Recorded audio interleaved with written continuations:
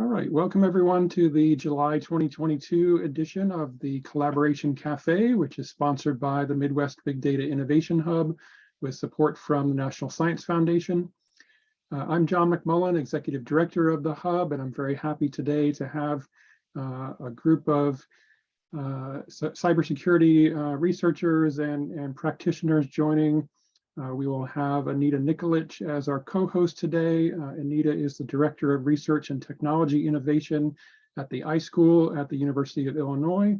And she has a long history in cybersecurity, both in research and in operations. I also want to welcome to the call some prior awardees of the NSF SaTC program, which we're talking about today, to hear from them about their experiences proposing to that program.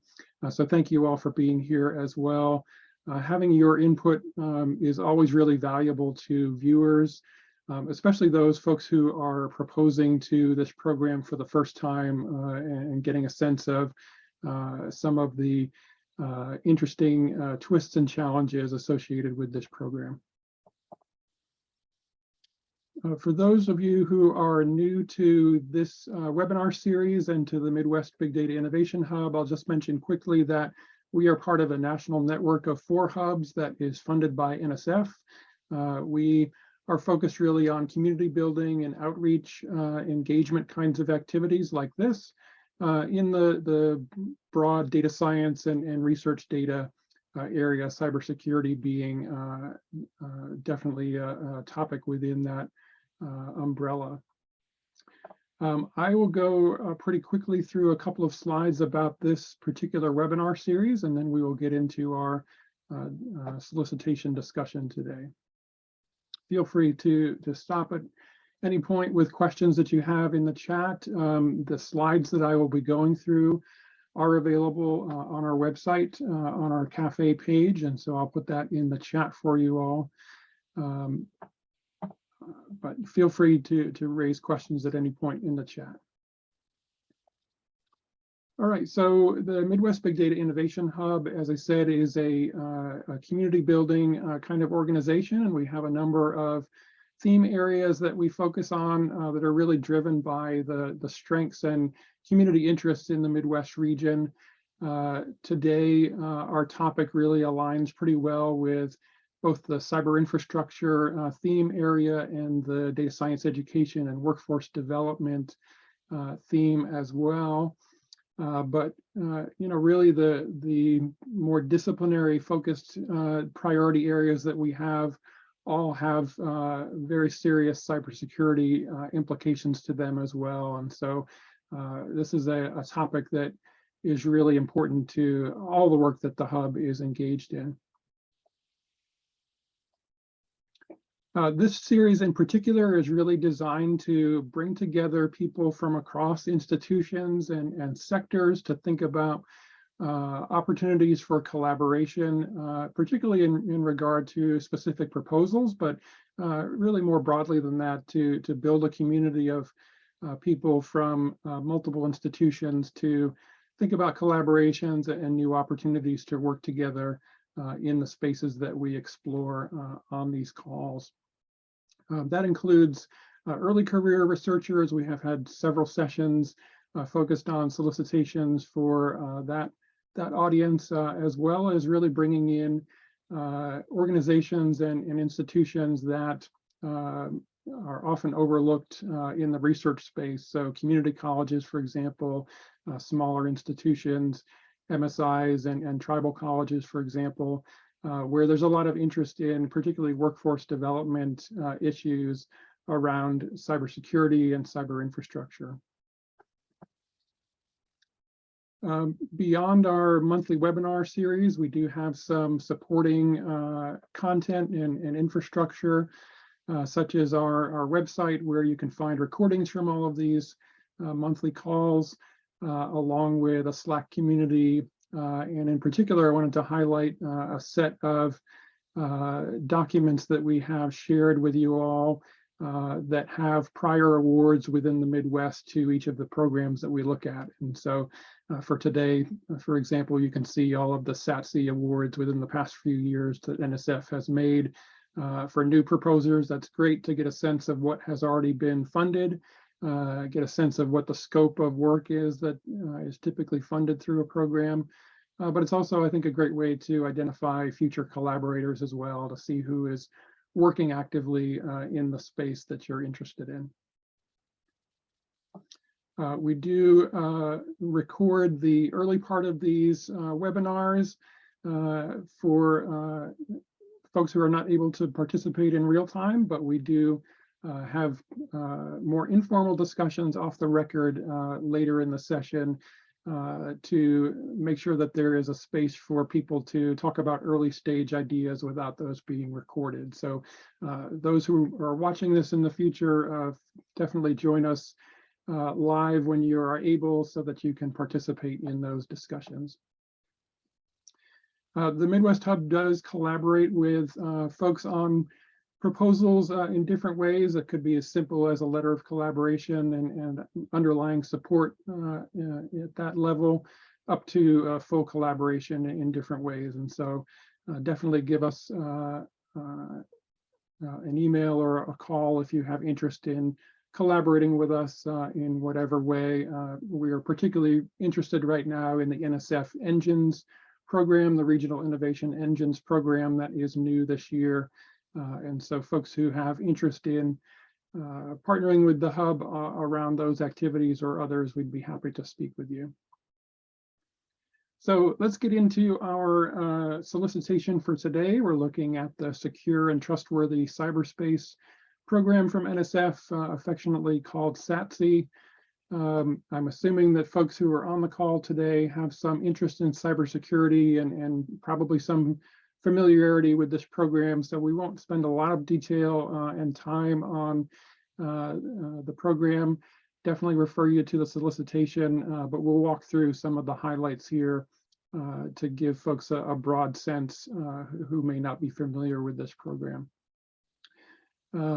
In a moment, we'll look at some of the scope of work that NSF is interested in having proposers address, but really broadly, they recognize that cybersecurity is really key to all the systems that we use as a society for a variety of functions, and how critical both security and privacy are in those contexts. The program that we're looking at today has a couple of different tracks and a couple of different funding levels, and so we'll get into some of those details. But at the basic level, there is an education track, a small and a medium track for the other two types of programs here, one focused on core cybersecurity research and one focused on how we transition that basic research into practice. And so there's some breakdowns in terms of the funding amounts and durations of those, but you can see that they're relatively small amounts over 3 to 4 year time periods. And so these are a great way, I think, to get a new project or activity established and then look for other opportunities to scale that up over time. Historically, NSF has had a larger budget category for this program, but they are not offering that for either this current fiscal year or the one coming up starting in October. So we're restricted to a relatively small budget this time around, but there are some differences between the medium and the small that we'll talk about in a bit. The good news is that they plan to fund quite a good number of these awards in the next year. This is a program that is offered, at least historically, has been offered every year and seems to be a core offering from NSF. And so this year, they intend to fund about 90 awards with a breakdown, as you see here, a small number for education and workforce, and a larger split between the small and medium sizes of programs. Okay, do you need a letter of intent or a pre-proposal for this program? No, but as with most NSF programs, they do encourage you to reach out to a program officer who is working on this particular program and talk about your project and where that might fit, given that this is a multi-directorate program at NSF. There's a number of different groups within NSF who may be funding this work, and so making sure that your interests align with those expectations is always a good thing to do. They are very much willing to speak with prospective proposers about ideas and fit, so don't hesitate to reach out to them with your questions. Pretty interesting eligibility criteria here. So in a lot of NSF programs, you're limited as a PI or co-PI to one proposal per cycle. For SaTC, they have actually opened that up pretty substantially. So you can be on up to 4 proposals per fiscal year cycle. NSF's fiscal year, as you may know, runs from October through September. And so that's the window that they're looking at in terms of your participation on proposals. They do segment that for a maximum into 2 core, 1 transition to practice, and 1 education per year. So there is some additional constraint on that, but that's still, you know, a significant number that you can participate on each year. Additionally, beyond education institutions, they do allow researchers from nonprofit and non-academic organizations to submit proposals to this program. So research facilities, national labs, potentially as partners, and other museum types of institutions are eligible to participate as well. All right, so let's talk a little about the guidance that they're giving us in the solicitation. This is a very broad scope that they are making available for folks to think about proposing into. I'll mention that they do link to a couple of FAQ documents from the program page. Those both look to be from prior years, so you know you should read those, but you should also be cautious that some of that information may be out of date, and so checking with the program director about specific questions you have is important there. But in general, I think one thing that's interesting about their framing of this program is that it's very, very broad. It includes hardware, software, services, kinds of things that you might expect, but really also includes a people dimension that is often overlooked in cybersecurity, along with some of the cyber physical dimensions as well. So they are very much open to a very wide range of activities, and are really trying to situate this in relation to some other federal thinking about cybersecurity. So they mention, for example, the Federal Cybersecurity Research and Development Strategic Plan, which I think comes out of NIST, and has a number of critical areas that they believe are important to cybersecurity. And again, so you can see that that spans technical, non-technical, and workforce development kinds of issues. And they also specifically talk about privacy as a really important dimension of this work as well, and the alignment with the federal privacy research strategy. So giving us a pretty wide field to work with. Let's talk a little about some of the details here. I mentioned that this is a multi-directorate program, and so many of the NSF directorates that are domain focused have an interest in this program, and so those of you who may have a home directorate that you think of when you're thinking about new proposals, that might be a good place to reach out to a program director who is responsible for SaTC, but also is sitting within a specific directorate where you identify with as a researcher. great person to talk with about the details of your work. All right, so again, they have some text about the scope that they're interested in, and it's very broad. We talked about the different types of proposals and the sizes of those.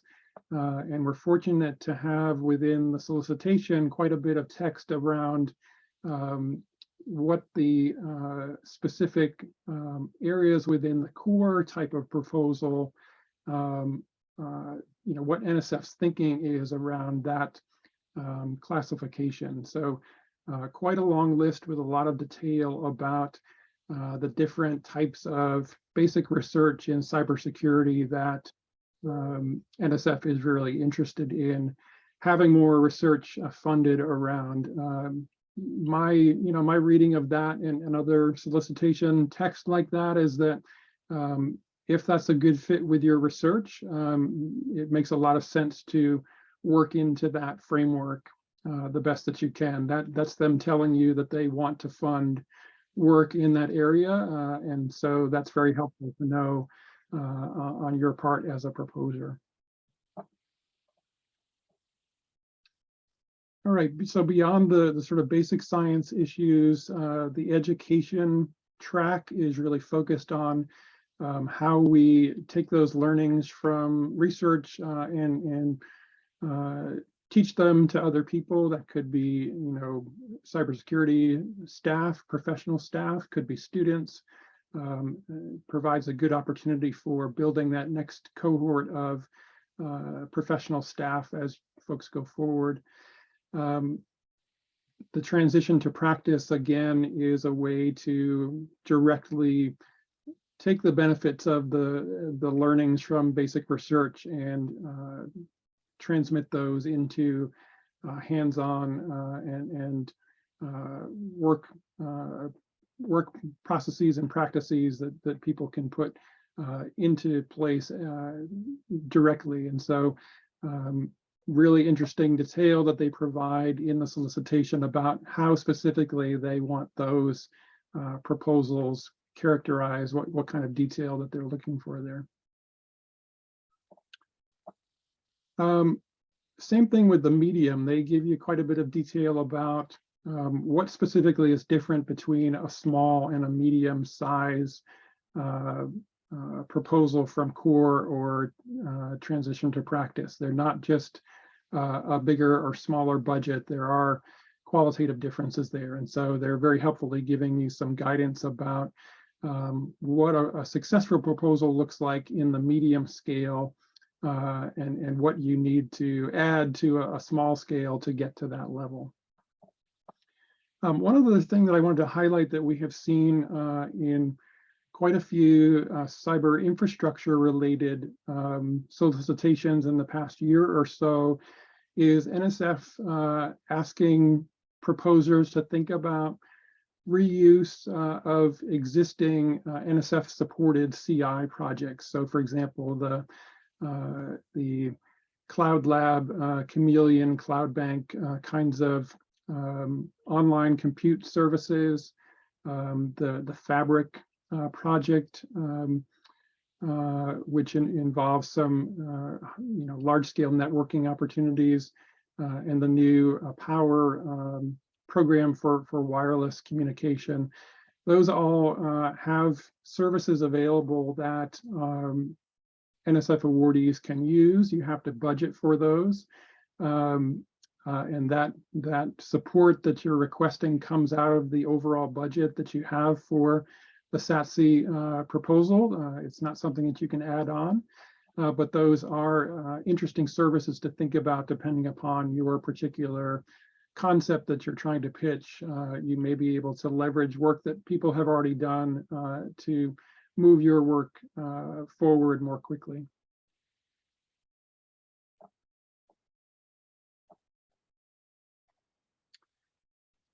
Okay, so let's talk about what you actually have to have in your proposal when you go to submit that. If you have worked on NSF proposals before, I think you'll see a similar kind of framework where you have a project summary, you have a project description, You have a budget and a budget justification, but they are giving you some details about other elements that they really want to see in the SaTC proposals, both in the project description as well as the supplementary materials. And so, for example, having an actual assessment and evaluation plan with people to carry that work out is a required element. Within the education track, all of those proposals need to have some kind of dissemination strategy around, how this work is providing a larger impact based upon the engagement with students or practitioners there. So really important to, again, read the solicitation, make sure that you understand exactly what the specifics are that you need to include. In terms of the supplementary documents, data management plan is a pretty common addition that NSF is looking for in almost all programs. Typically with a collaborative proposal where you have multiple PIs and co-PIs, particularly with multiple institutions, they are looking for details about how that collaboration is going to work in your particular case. And so having the list of all of those partners, and in particular for medium scale projects, having a specific collaboration plan that specifies exactly who's going to do the work, what the breakdown is across those partners is required here as well. Luckily, that is outside of the project description, so that gives you that space back to work with for the actual proposal text.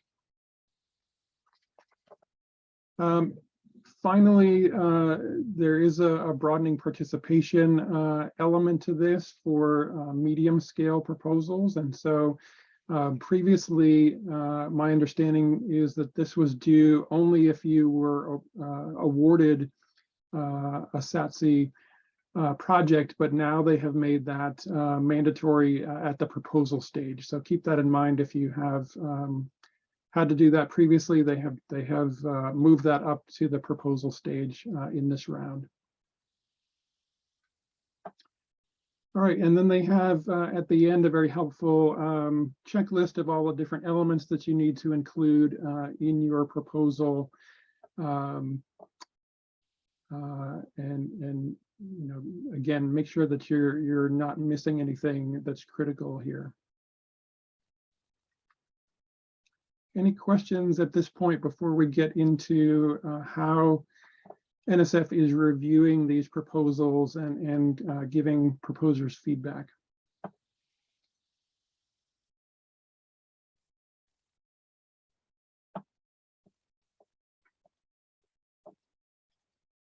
All right, so let's talk about that.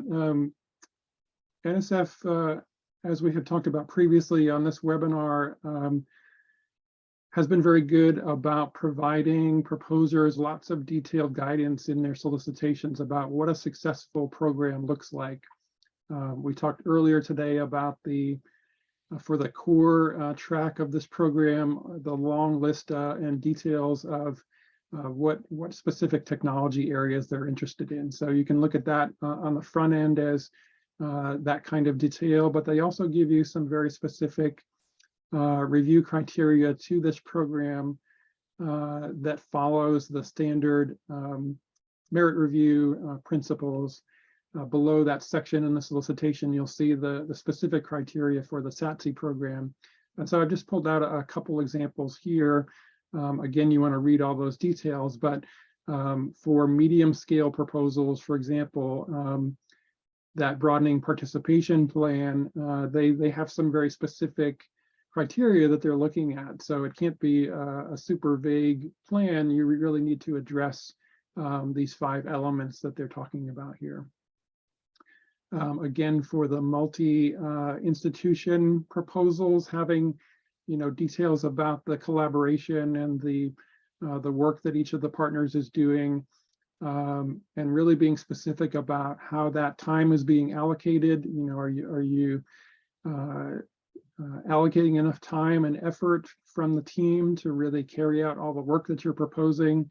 Do you have the budget to do that? They want to see some specific details there.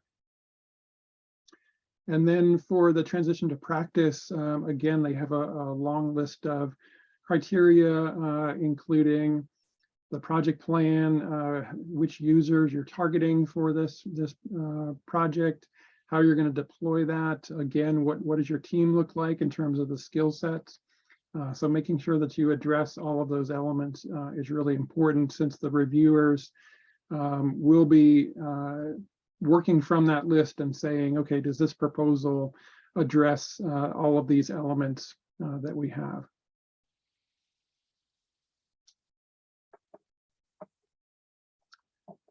All right, so that is our very quick breakdown of this solicitation. We're going to move next into our informal discussion. Before I do that, though, I wanted to check with any of the prior awardees that we have on the call to see if any of you all would like to make any comments about your experiences with this program for those who are considering a proposal for the first time. If you have any advice or thoughts about your experience that you'd like to share with the recorded audience, we're happy to have that at this point, but if not, we can hold that until the offline discussion session.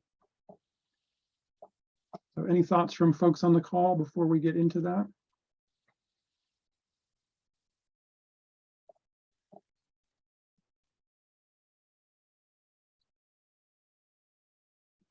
All right, check in with you again in a moment. But for those who are watching the recording, at this point, I want to say thank you for joining, and we hope that you will come back for a live session in the future. We're happy to have you join our Slack community at any point as well. But coming up in August, we will be looking at the NSF POSE program. This is a new program this year focused on open source ecosystems. And this is the larger track that they have. They call it phase 2, but if you did not participate in phase 1, that's fine. You don't have to do that in order to propose to phase 2. So we'll be looking at that and opportunities for collaboration in the Midwest around open source software. And then in September, we'll be looking at possibilities for a workshop that looks at data and community resilience, particularly around health. And we'll look at that through the lens of an NIH workshop proposal. So I hope that you come back and join one of those sessions or a future one. We'll have all of those on our website for you to check out. And we hope to see you on a later call.